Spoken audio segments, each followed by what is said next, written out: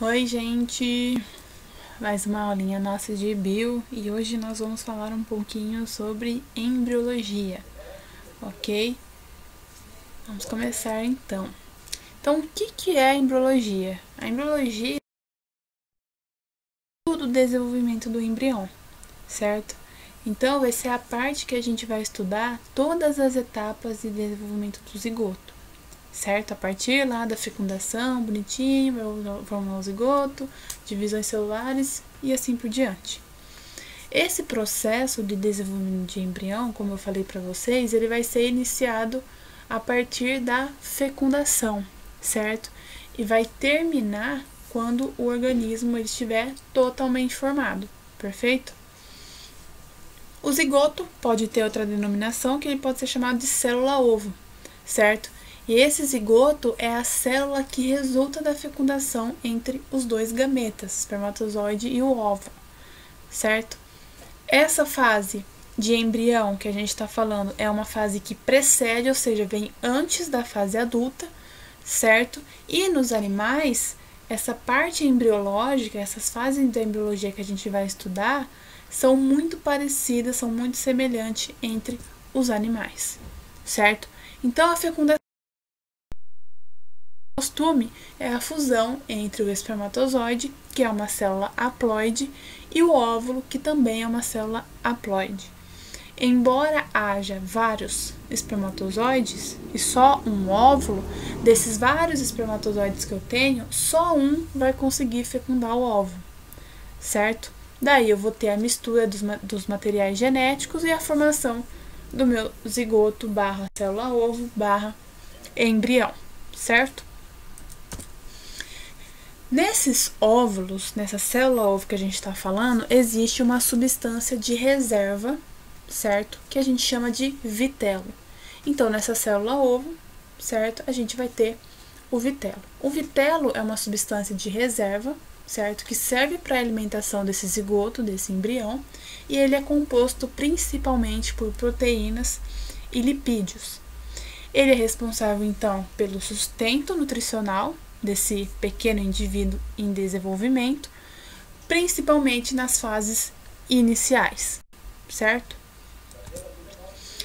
Quando a gente tem o zigoto, ele vai passar já por uma primeira etapa, que é a segmentação ou clivagem, certo? Então, a segmentação ou a clivagem, ela vai se dar no início do desenvolvimento do embrião pelo meio de várias mitoses. Então, eu tenho um embrião bonitinho, se dividindo, e isso a gente chama de segmentação ou clivagem. As células resultantes dessas mitoses a gente chama de blastômeros, ok? Então, eu tenho o zigoto, dividiu 2 blastômeros, 3 blastômeros, 4 blastômeros e assim sucessivamente. Esses blastômeros, eles possuem essas células-tronco, células-troncos embrionárias que são totipotentes. O que é uma célula embrionária, uma célula-tronco embrionária totipotente? Ela tem a capacidade de originar qualquer tecido embrionário e seus anexos, certo? A gente vai falar dos anexos embrionários mais para frente nessa aula. Então, essa célula-tronco embrionária totipotente tem a capacidade de se diferenciar em qualquer coisa. Porém, nós temos só essas células embrionárias, células-tronco embrionárias totipotentes, só no início do meu desenvolvimento embrionário. Depois, nós não temos mais células-tronco totipotentes. Ok? Tipo, agora, nesse meu estágio agora, não tenho essas células. Tenho outros tipos de células-tronco, perfeito? A gente vai discutir também agora os tipos de fecundação e tipos de desenvolvimento nos cordados. Então, a gente tem uma diversidade muito grande de cordados, né, na nossa biosfera, que são os répteis, as aves, os mamíferos, os anfíbios. Então, é uma grande diversidade. Nós, por exemplo, somos um exemplo de cordado, ok? Porém, existem outros cordados que nós não conhecemos muito, que são menos conhecidos, certo? Porém, eles são de extrema importância para o estudo da embriologia, que é o anfíoxo. O anfíoxo é a base do estudo da embriologia. Por quê? Porque ele tem todas as características que todos os cordados nas fases iniciais embrionárias apresentam. E ele tem isso, o Amphioxus tem isso desde a fase embrionária dele até a fase adulta. Porém, em nós, essas características que estamos falando aqui, elas vão desaparecer depois de algum tempo, certo? Então, como que a gente pode reconhecer um cordado através de características do período embrionário?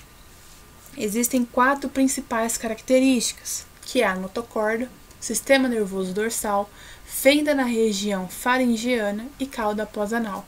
Importantíssimo saber isso aqui para o vestibular, porque só tem essas 4 e às vezes eles cobram muito isso em questões de falar quais são as características que identificam o cordado, quais são as características principais no desenvolvimento embrionário do cordado. Então é importante você saber as 4 principais características do período embrionário.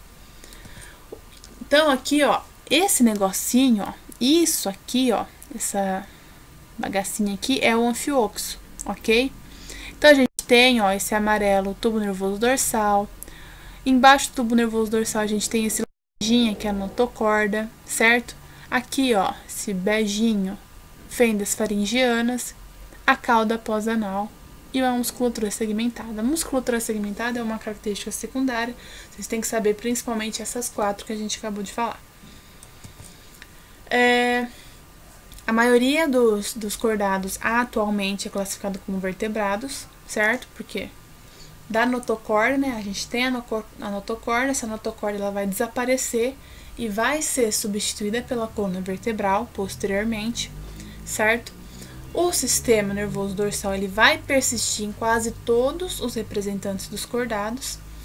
As fendas faringianas, elas vão permanecer somente após a fase embrionária, então vai permanecer na fase adulta somente em espécies cuja respiração é feita através das brânquias. Então, em peixe, por exemplo, que são vertebrados, eles têm fendas faringianas ainda. Por quê? Porque eles fazem respiração branquial, ok? Nós, quando bem pequenos, tínhamos fendas faringianas, certo? Mas no decorrer do nosso desenvolvimento, perdemos isso porque nossa respiração é pulmonar, ok? Os girinos lá dos anfíbios, quando eles estão na água para desenvolver, eles também têm fenda faringiana. Só que desenvolvendo e virando um sapo, uma perereca, uma rã, eles perderam as fendas faringianas e aí desenvolveram uma respiração pulmonar associada a uma respiração cutânea. Perfeito? Então, todas essas características, essas 4 características que a gente acabou de falar, incomuns em todos os componentes do grupo, indicam uma evidência de uma origem, né, de um ancestral comum entre todos eles, certo? Então, é um indicativo de evolução aí, certo? Uma indicação, uma evidência evolutiva entre todos esses indivíduos que têm em comum tudo isso, certo? Que descenderam de um ancestral comum, perfeito? Em relação aos tipos de fecundação, temos 2 tipos de fecundação, a externa e a interna. A externa acontece principalmente nos anfíbios e em muitos peixes, certo? Então, o que acontece? O encontro dos gametas vai ocorrer fora do corpo da mãe maternal, vai ocorrer fora do corpo maternal, vai ocorrer no ambiente externo. Então, no caso, estamos falando de peixe, vai soltar o ovo e o espermatozoide vai fecundar fora. A mesma coisa acontece com os anfíbios. Então, a fecundação externa é quando ocorre fora do corpo maternal, certo? O encontro dos gametas ocorre fora do corpo dos adultos, certo? Geralmente, o ambiente aquático é o mais adequado, até porque tem a água que vai favorecer a não desidratação do indivíduo e proteger ele contra certos impactos mecânicos, certo? A fecundação interna é realizada principalmente por répteis, aves e mamíferos. Então, a interna é o inverso da externa. Por quê? Porque na fecundação interna, o encontro dos gametas vai ser dentro do corpo materno, certo? Dentro do corpo do adulto. Então, vai encontrar o espermatozoide e o óvulo dentro do corpo materno, certo? Porém, nos cordados, a fecundação externa, ela é classificada principalmente em indivíduos vivíparos e indivíduos ovíparos. Os vivíparos, então a gente fecundou dentro do organismo adulto, certo?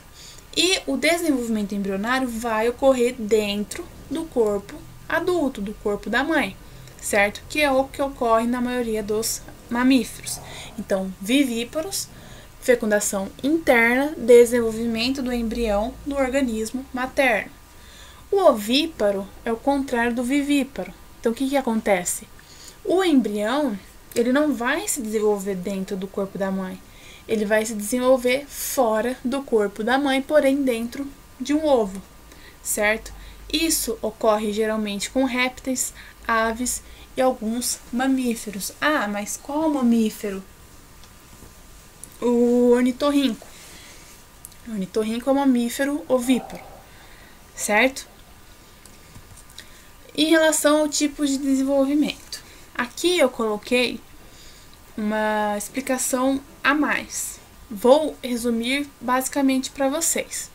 O desenvolvimento direto é quando eu não tenho estágio larval, ou seja, o meu embrião já apresenta características semelhantes ao indivíduo final, certo? Indivíduo adulto. Por exemplo, nós, seres humanos, temos desenvolvimento direto, porque nós não temos estágio larval. O bebezinho lá, bonitinho, o embrião bonitinho, ele já vai apresentar braços, pernas, cabeça, tórax. Então, ele vai ter várias características semelhantes ao indivíduo final, indivíduo adulto.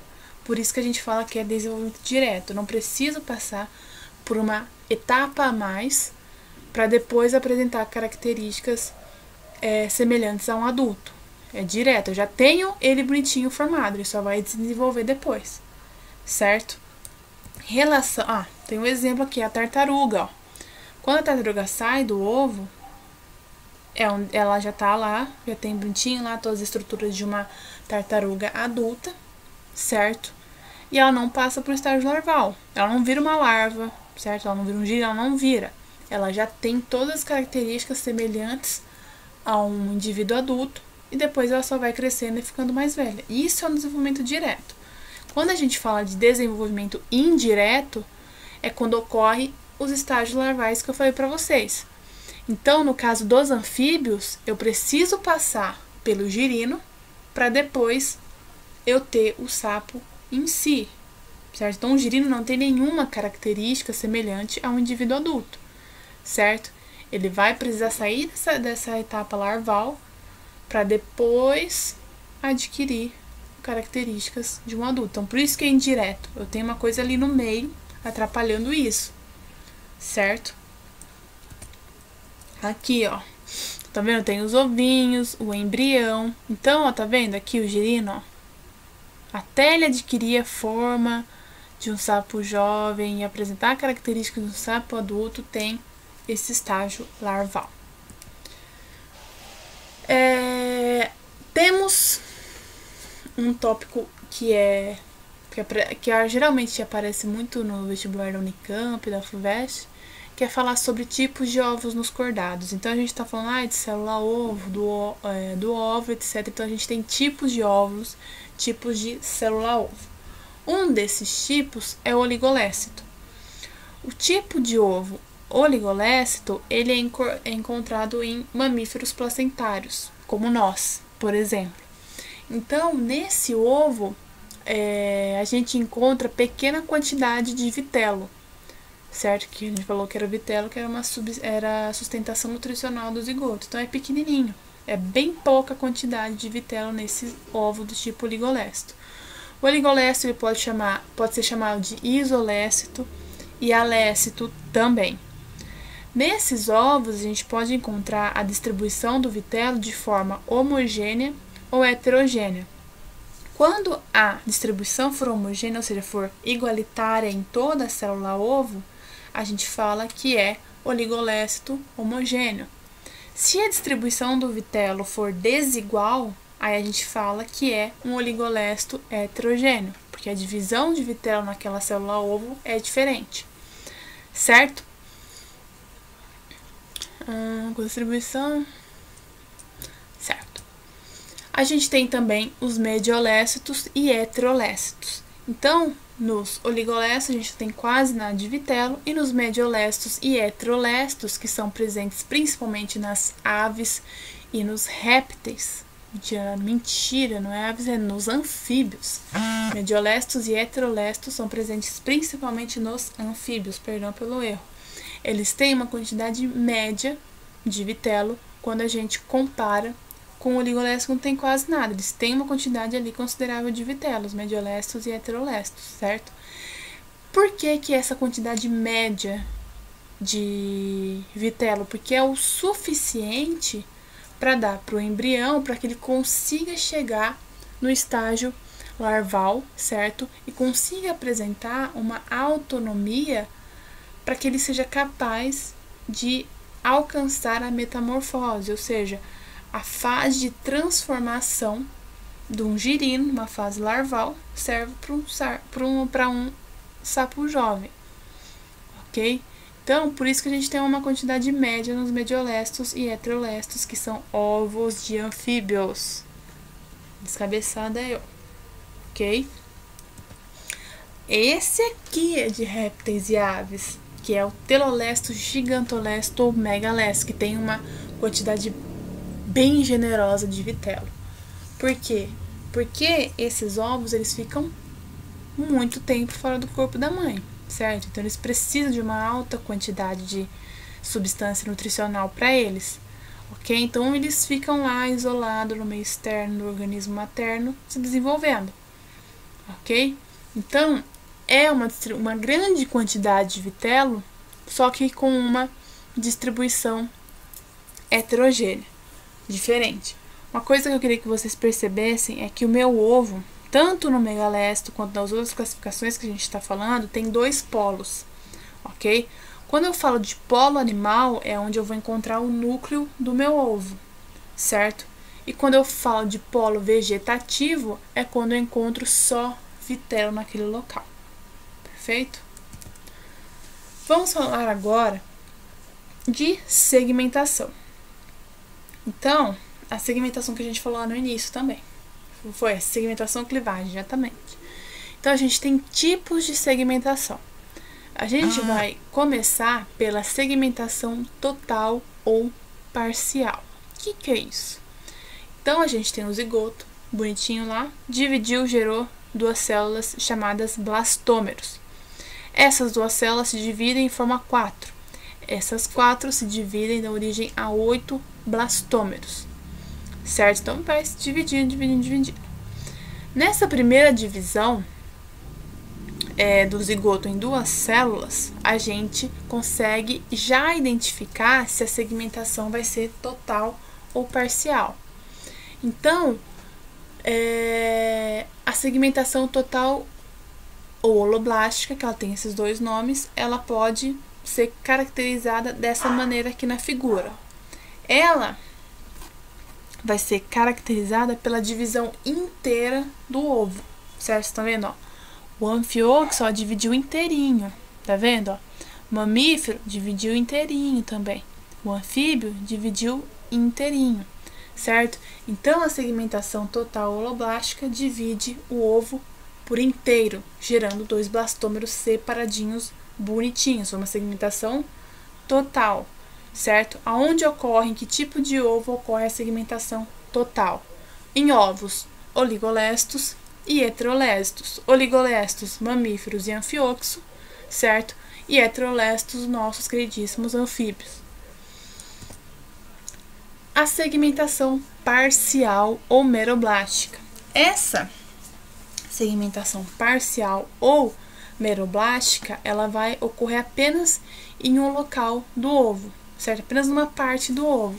Então, ó, isso vai ocorrer geralmente nos megalestos, certo? Nos ovos do tipo megalestos, que são de aves e répteis. Então, ó, aqui na imagem, o ovo não se dividiu inteiro, tá vendo? A única coisa que sofreu divisão foi o núcleo, por isso que é parcial, certo? Porque só uma parte do ovo sofreu divisão. Os tipos de segmentação. Então, ó, vamos pensar de novo, ó. A gente tem o ovo lá, divide, forma 2 blastômeros, depois 4, certo? Depois 8. Na divisão de 2 e 4, as minhas células são iguais. Só que quando eu vou dividir essas 4 em 8 células, nos meus mediolestos, meus ovos do tipo mediolestos, essas 8 células vão se apresentar de tamanhos diferentes. Então, eu vou ter 4 células menores e 4 células maiores. As minhas 4 células menores são chamadas de micrômeros. E as minhas 4 células maiores são chamadas de macrômeros, certo? Por que que tem essa diferença? Porque as minhas células maiores, que são os macrômeros, são aquelas que contêm maior quantidade de vitelo, certo? É onde eu encontro maior quantidade de vitelo, que é onde, com certeza, ocorreu a divisão no meu polo vegetativo, ok? Como eu tenho essa diferença de tamanho, a gente fala que é uma segmentação desigual, ok? Porque o tamanho das minhas células são diferentes. Então, aqui, ó, tá vendo, ó? Bonitinha minha célula, blastômero dividiu igual, primeira segmentação. Segunda segmentação, 4 células iguais, porém, na minha terceira segmentação, eu tive 8 células de tamanhos diferentes, 4 micrômeros e 4 macrômeros, perfeito? Em relação à segmentação igual, quando eu chegar em 8 células, as 8 vão ser iguais, vão ter o mesmo tamanho, e isso vai acontecer nos ovos oligolécitos, ok? Que são dos mamíferos e do queridíssimo anfióxo. Porém, a gente tem uma exceção aqui. Nos anfióxos, vai ter uma diferenciazinha lá. Por quê? Porque vão ter 4 células ligeiramente, ou seja, uma diferença pequenininha de tamanho, maiores que as outras células. Então, ó, isso aqui é uma segmentação igual dos mamíferos. Então, tem a célula inicial, dividiu a primeira segmentação, 2 células iguais, segunda segmentação, 4 células iguais, terceira segmentação, 8 células iguais, segmentação igual. Aqui, ó, praticamente igual que a do anfiólogo. Vocês estão vendo aqui no último estágio, onde eu vou ter as 8 células, ó, que as células maiores, que são aqui de baixo, são um pouquinho diferentes das minhas células menores, certo? Temos outro tipo de segmentação, que é a discoidal, ok? Que no caso dos ovos megalécitos, elas vão apresentar mitoses diversas apenas no polo animal, que é onde a gente vai encontrar o núcleo, certo? Então, vão ser gerados diversos blastômeros, certo? Constituindo um tipo de disco, que é o que a gente chama de gema, ok? Daí a gente fala de segmentação discoidal. Então, a gente tem aqui o ovo, tá vendo, ó? E só o núcleo, tá vendo, ó? Vai começar a se dividir. Então, dividiu em 2, 4 e 8. Discoidal porque, né, forma um disquinho ali em cima bonitinho. Então, em resumo, há 2 tipos básicos de segmentação, cada qual apresentando as suas 2 variações. No caso da segmentação total ou holoblástica, a gente tem a igual e a desigual, e no caso da segmentação parcial ou meroblástica, a gente tem a discoidal. Então, para vocês perceberem a semelhança entre as segmentações entre os diferentes indivíduos, estão vendo? Ó? Aqui eu tenho aves e répteis, aqui eu tenho anfíbios e aqui eu tenho mamíferos. Tá vendo como que dos aves é lá em cima que tá dividindo, ó? Dos anfíbios, ó, não é total, é parcial, e dos mamíferos é total, dividiu bonitinho, vocês estão vendo? Interessantíssimo, olha aqui, só lá em cima dividindo, muito legal. Agora a gente vai falar da embriologia, em si mesmo. Então, as poucas etapas do desenvolvimento embrionário são comuns a todos os animais, que é a segmentação, que a gente acabou de falar, gastrulação e organogênese. E quem a gente leva como parâmetro disso é o querido anfíoxo. Então, o anfíoxo é um pequeno cordado, certo? Que vive enterrado lá, semi-enterrado nas areias próximas às praias. A organização corporal dele, seja em desenvolvimento embrionário, seja em fase adulta, ela é muito simples, ok? E ela é muito comparada à maioria dos cordados atuais, certo? Por ele apresentar um tipo de ovo muito semelhante ao do ser humano, o anfíoxo ele é utilizado como padrão nos estudos do desenvolvimento embrionário.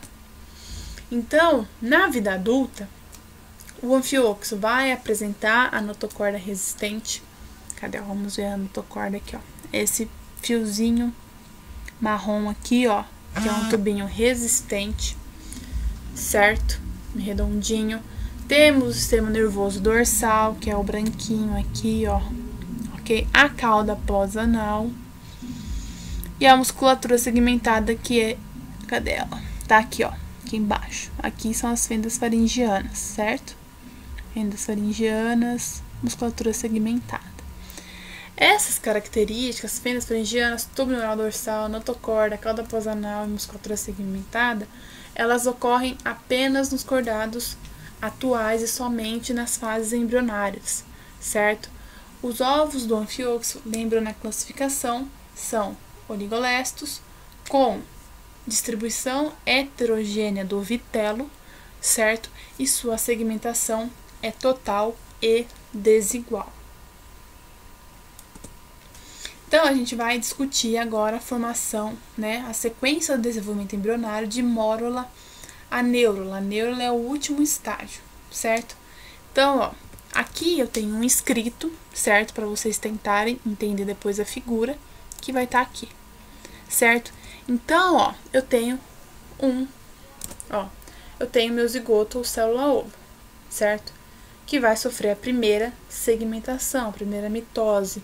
Tenho 2 blastômeros. Os 2 blastômeros vão sofrer a segunda segmentação, dando origem a 4 blastômeros.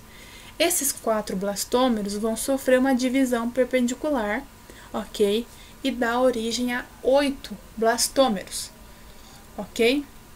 Como a gente está se baseando no anfíoxo, se a gente lembrar, eles têm uma diferença ali dessas células, das 8, certo? Então, eu vou ter origem de 4 micrômeros e 4 macrômeros, perfeito? Daí, vai juntando esses 8. Esses 8 vai dividindo, formar um conjunto de blastômeros, certo? Com um aspecto esférico, cheio de bolinhas bonitinhas, maciço e bem compacto, que é bem parecido com uma amora, certo? Não sei se aqui parece. Mais ou menos, que o último estágio. Devido a isso, esse primeiro estágio de desenvolvimento embrionário a gente chama de mórula, certo? Que é basicamente só a divisão celular. Temos a mórula, certo? E agora a gente vai formar a blástula, ok? Então, a mórula tá lá, ela vai sofrer diversas divisões mitóticas. Vai dividir, e ela vai começar a se tornar cada vez mais esférica. Então, ó, tá vendo, ó? Vem aqui, vai se tornar cada vez mais esférico, certo? E as minhas células vão começar a se dispor na superfície, ou seja, vai ficar assim, ó. Só que elas se dispondo só pra fora, tá vendo? Nem pra dentro, só pra fora, certo? Daí, devido a essa disposição das minhas células somente na superfície, certo? Só para fora, eu vou ter a formação de uma cavidade lá dentro, que é o que a gente chama de blástula. Aqui dentro, ó. A blástula, ok? E a blástula, junto com essa camada de célula, a gente chama de blastocele. Então, blástula mais a blastoderme forma a blastocele.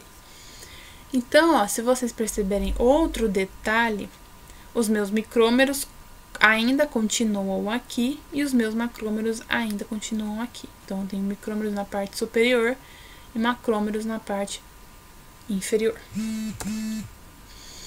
Formamos a blástula, agora a gente vai formar a gástrula. Então, vamos aqui na figura. O que vai acontecer? Eu vou começar a ter movimentações que vai surgir um tipo de invaginação, empurrando os meus micrômeros em direção aos meus... empurrando os meus macrômeros em direção aos meus micrômeros. Então, estão vendo, ó? Eu tenho a minha blástula bonitinha aqui. Eu vou ter movimentos que vão impulsionar a minha camada de macrômeros em direção à minha camada de micrômeros, certo? E ela vai empurrando e adquirir esse aspecto aqui, ó, onde eu vou ter duas camadas de células já formadas. Formei isso aqui, eu vou ter o surgimento de novas estruturas, que vai ser a gastrocele, certo? Ou arquêntero, que vai ser o intestino primitivo daquele embrião, ok? E em cima da minha gastrocele eu tenho o blastóporo, um orifício que faz contato do meio externo com o meio interno do meu embrião. Então, na gástrula eu tenho o surgimento da minha gastrocele ou arquêntero e do meu blastóporo. Esse blastóporo vai ter grande influência na classificação dos cordados, perfeito? Então, presença do blastóporo, certo? Que nos cordados como nós vai originar o ânus, ok? Na gástrula eu tive a formação de dois folhetos embrionários, que vai ser a ectoderme, que é externa. Então, vamos voltar aqui, ó. Essa aqui, ó, vai ser a ectoderme e dentro a endoderme, certo? É a partir também da gástrula que eu vou ter o surgimento da mesoderme. A mesoderme vai estar entre esses dois folhetos, então vai ser tipo um sanduíche. Então aqui eu vou ter a ectoderme, no meio aqui eu vou ter a mesoderme e aqui eu vou ter a endoderme, ok? E é a partir desses folhetos embrionários que vão surgindo que vai se originar todos os órgãos e tecidos do embrião, certo? E a última fase, que é a de neurulação. Então, a mesoderme, ela vai coincidir com o aparecimento do meu tubo neural, da transição de gástrula para neuro. E esse tubo neural é da onde vai originar o sistema nervoso do animal. Pela fase ter mais foco no surgimento do meu sistema neural, chama-se esta etapa de neurula ou neurulação, ok? Então, vamos lá. Então, ó, vou mostrar aqui a figura.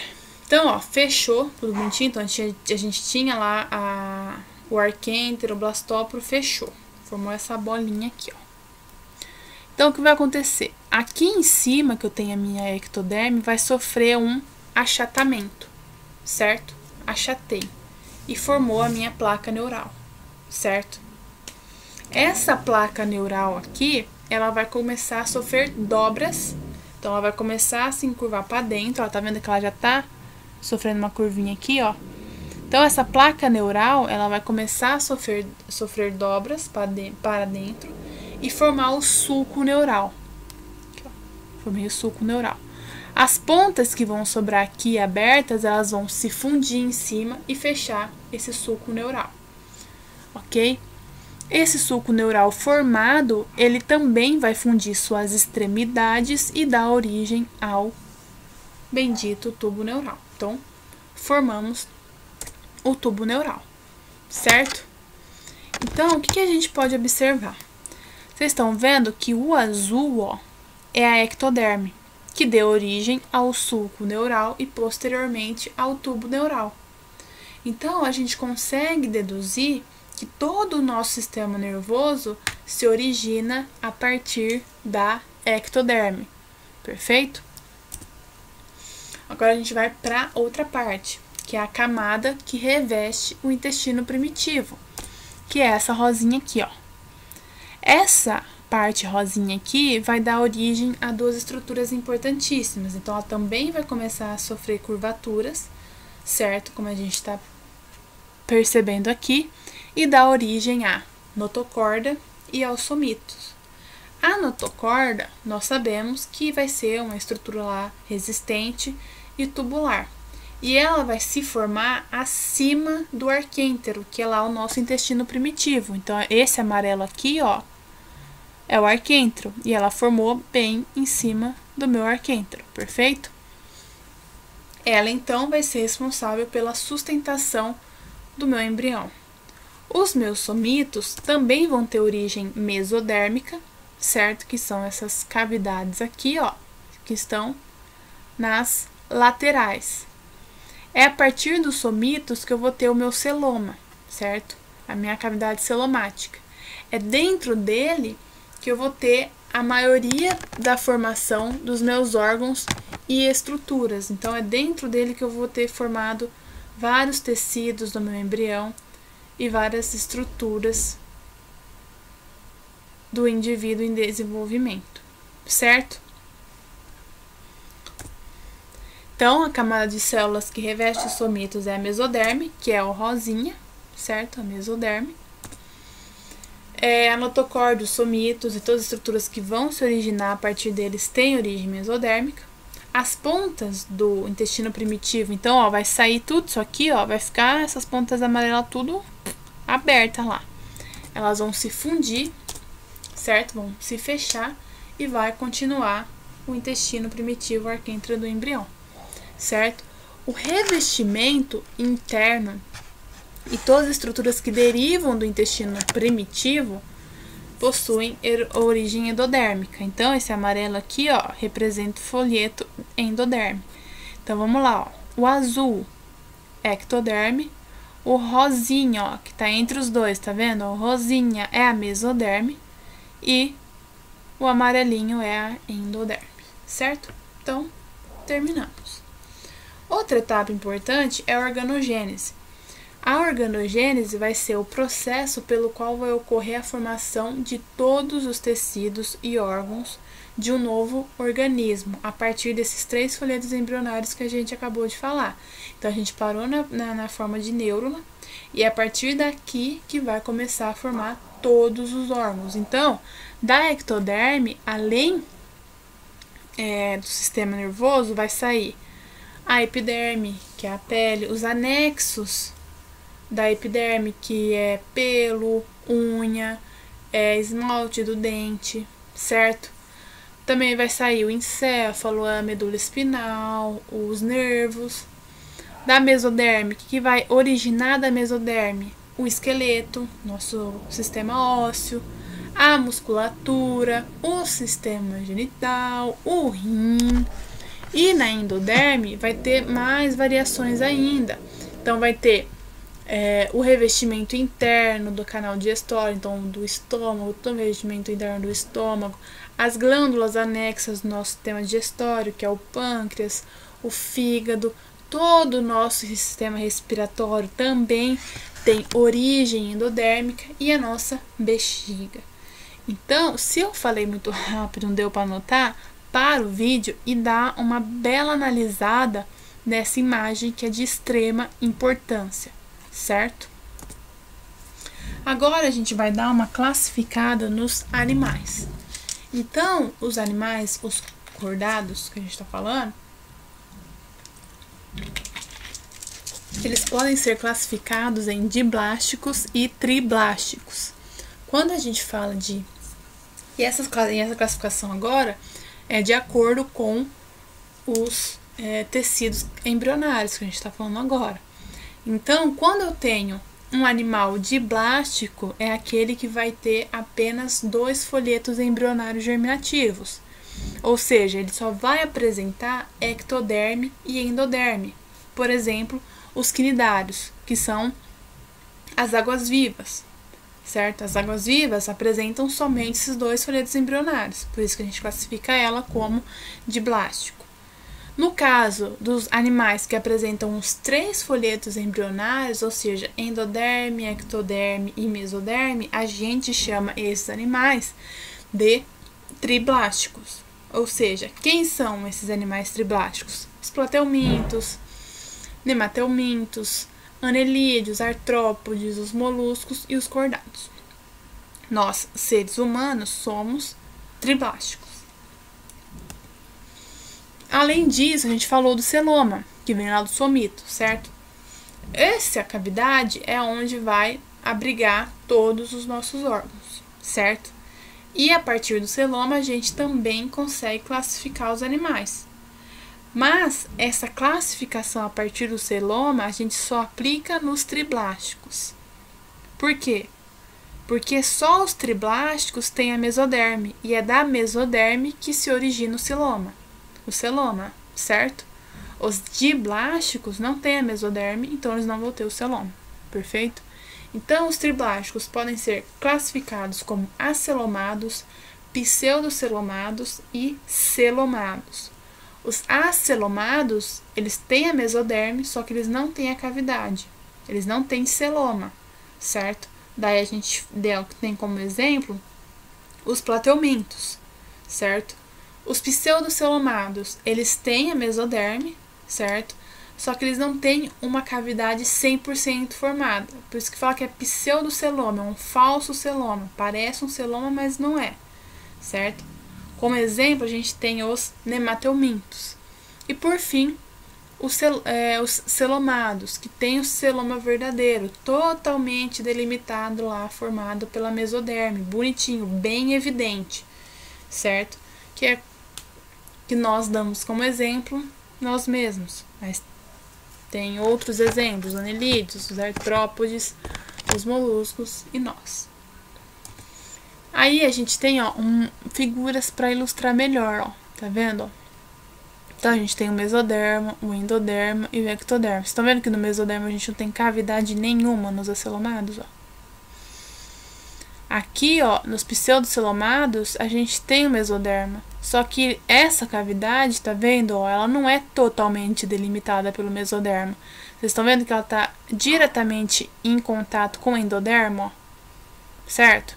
E nos celomados, ó, eu tenho meu celoma, tá vendo? Totalmente delimitado, ou seja, circundado pelo meu mesoderma. Então, o mesoderma aqui, totalmente em volta do meu celoma.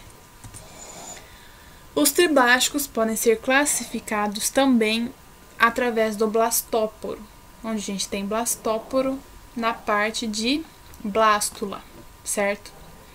Então, a gente vai ter 2 tipos de animais, os protostômios e os deuterostômios.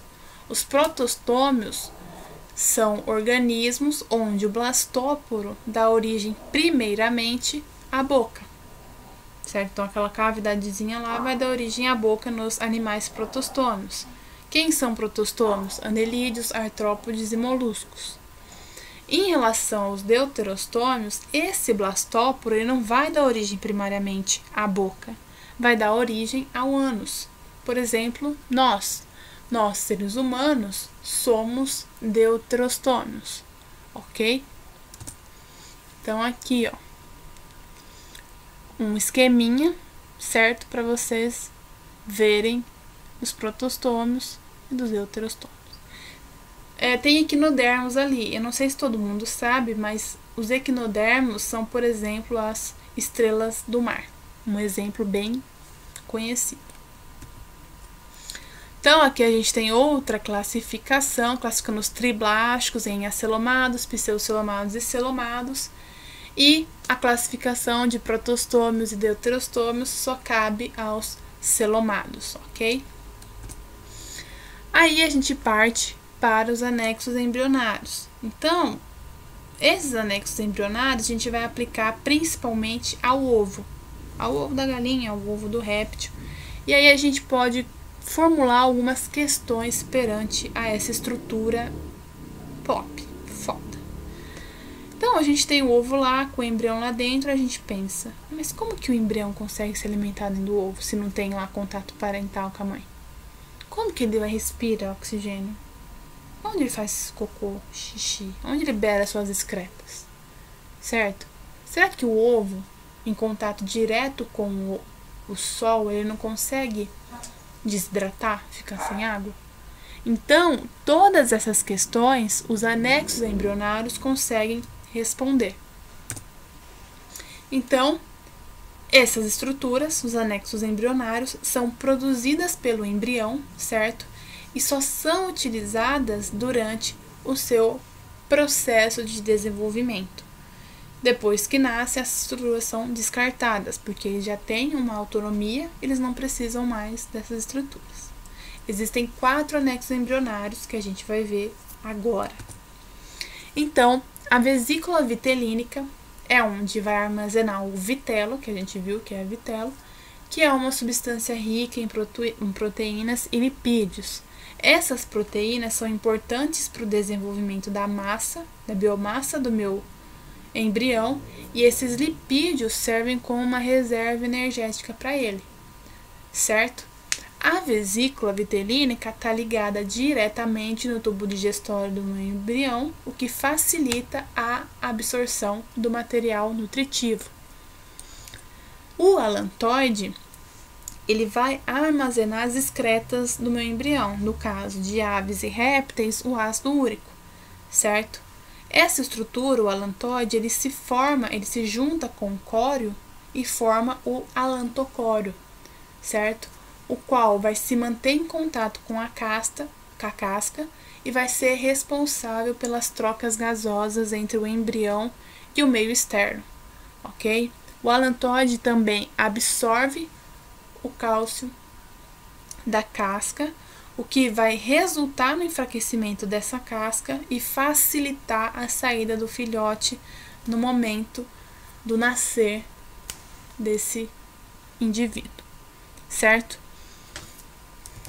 O âmnion é uma bolsa que vai envolver o embrião, certo? Só o embrião. Então, esses outros dois que a gente vai ficar para fora, só o embrião. Dentro dessa bolsa amniótica, a gente tem o líquido amniótico. Esse líquido vai proteger o meu embrião contra a desidratação e choques mecânicos, certo? Então, ao longo do desenvolvimento do meu embrião, esse líquido ele vai ser absorvido até no final não ter mais nada. E por fim, o meu córeo, que ele é originado a partir do âmnion, e ele vai envolver o embrião e todos os anexos embrionários. E como eu falei anteriormente, junto com o alantoide, ele é responsável pelas trocas gasosas entre o embrião e o ambiente. Então, aqui a gente tem uma figura ilustrando todos esses anexos embrionários. Ó, aqui eu tenho a vesícula vitelínica, onde eu tenho o vitelo. Aqui em laranja eu tenho o alantoide, certo? Esse branquinho aqui, ó, em volta do embrião, é o âmnion. E esse rosinho, esse verde aqui, ó, é o córeo envolvendo o embrião, o âmnion, a vesícula vitelínica e o alantoide, certo? Em relação agora aos mamíferos. Então, nós, mamíferos vivíparos, não temos ovos. Nós temos a placenta. A placenta é um órgão formado a partir de anexos embrionários, ok? E de tecidos maternos derivados do endométrio. Então, o embrião dos mamíferos, ele também vai ficar mergulhado no líquido amniótico, tanto que estoura a bolsa e sai líquido para tudo quanto é lado, ok? O embrião dos mamíferos, ele está conectado ao útero materno pela placenta, certo? E é através dessa conexão que ocorre a troca de substância entre sangue materno e o sangue fetal, certo? Então, na placenta a gente não tem a vesícula vitelínica, certo? E também a gente não tem o alantoide. Essas duas estruturas, esses dois anexos embrionários, eles estão atrofiados, ok? Eles estão lá socadinho no cordão umbilical, ok? Por quê? Porque as trocas, né, então alimentação, nutrição, o anticorpo, alguns hormônios, as excretas do meu embrião vão ser todas feitas, essas trocas vão ser feitas através da difusão sanguínea, ok? Então tudo vai passar do sangue da mãe para o sangue do embrião através de difusão. Por que difusão? Porque nesse momento eu não tenho mistura de sangue materno e fetal, ok? Eu não vou misturar sangue de mãe e filho, vai ser tudo por difusão. Então eu tenho a veia da mãe aqui e a veia do filho aqui, uma encostará na outra. A difusão vai acontecer entre a parede das veias desses dois, ok? E é onde vai ocorrer a troca de alimento, troca de gasosa para ele respirar. Todas as trocas vão ocorrer através de difusão, certo? Então a gente tem aqui, ó, tá vendo? Ó, tem as artérias maternas, veias maternas, ó. E aqui eu tenho, ó, do fetal, tá vendo?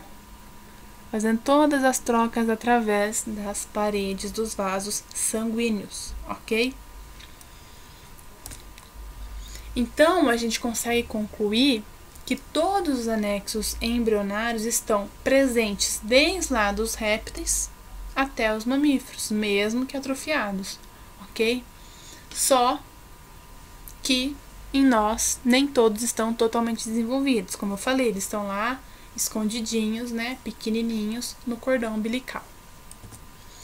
Então, ó, aqui a gente pode ver das répteis e das aves, ó, eu tenho o alantoide bem desenvolvido, a vesícula vitolínica bem desenvolvida, certo? Aqui, ó, o amnion bem desenvolvido e o córeo em volta.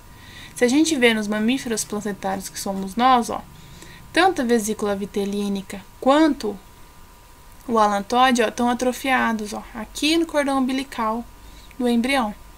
Ó como que é grande o amnion, né? O líquido amniótico, quanto líquido amniótico tem aqui? E o córeo envolvendo todo mundo, certo? Gente, é isso a nossa aula de embriologia. Eu espero que vocês tenham gostado. É uma aula bem densa até, muitos detalhes, muitas coisas. Mas qualquer dúvida, vocês sabem, podem me procurar no Facebook, mandem e-mail, mandem mensagem. Acho que essa semana estarei eu no plantão, quinta-feira, 6 horas da tarde.